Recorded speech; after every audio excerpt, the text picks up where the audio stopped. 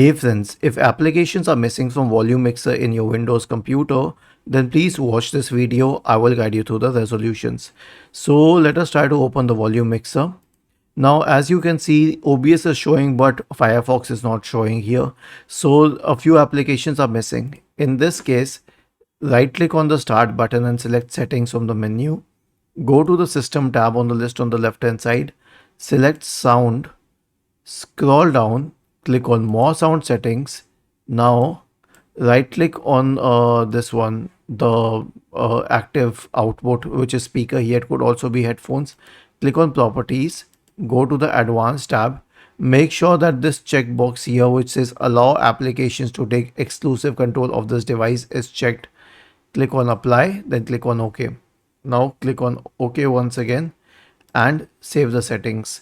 This will solve the problem if it doesn't just restart your computer. Was this helpful?